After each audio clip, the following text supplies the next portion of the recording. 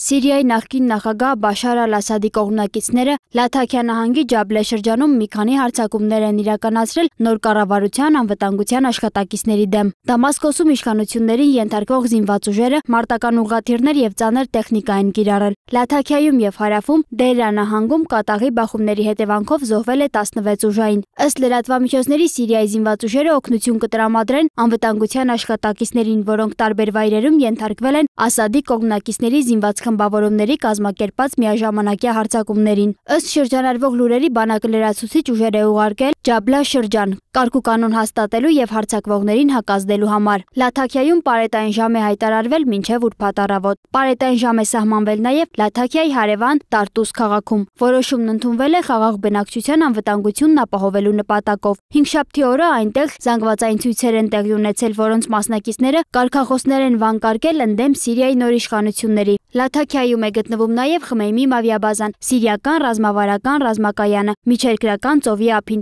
որը շահագործում է Ռուսաստանը։ Զինված ինքնապաշտպանական ստորաբաժանումների եւ Սիրիայի նոր կառավարության անվտանգության ուժերի միջև բախումներ են տեղի ունեցել նաև երկրի հարավում, Դարրա նահանգում, հարևան Սուվեյդի նահանգում, որտեղ հիմնականում դրուզ բնակչությունն է ապրում, ակտիվիստները դուրս են եկել փողոց, կոչ անելով փոխել իշխանությունը։ Reuters-ն էլ հայտնում է, որ իսլամական կառավարությունը դեկտեմբերին իշխանության գալուց ի վեր առաջին անգամ բախվում է նման դաժան բռնության, իսկ Syria TV հեռուստաընկերությունը, որը կապված է Դամասկոսի նոր վարչակազմի հետ, հաղորդել է. Բախումները շարունակվում են Լաթաքիայի մերձակա Ջաբլա շրջանում, ծովափնյա շրջան, որը համարվում է ալավիական համայնքի սիրտը, որին պատկանում է Ասադների ընտանիքը։ Սանա պետական լրատվական գործակալությունը հայտնել է, որ Ասադի աշխատազորայինները միավորված ճակատով գրոհել են մի քանի շրջաններում։ Անվտանգության ուժերին աջակցելու համար օժանդակ ուժեր են ուղարկվել Ջաբլա շրջան, ասված է գործակալության հաղորդագրության մեջ։ Այս շաբաթվա սկզբին Պաշտպանության նախարարության երկու պաշտոնյաներ սպանվեցին Լաթաքիա քաղաքում խմբավորումների ձեռքով,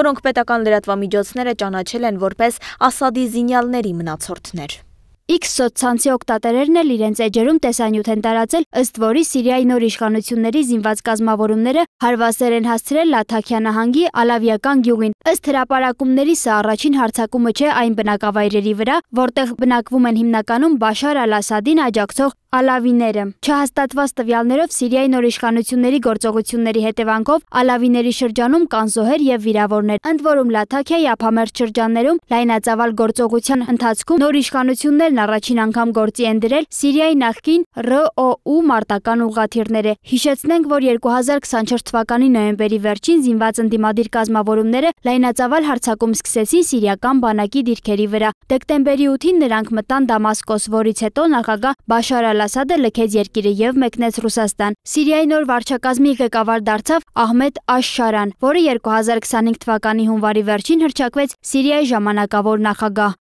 Սոնա Գիշյան, Free News, Ազատ լուրեր։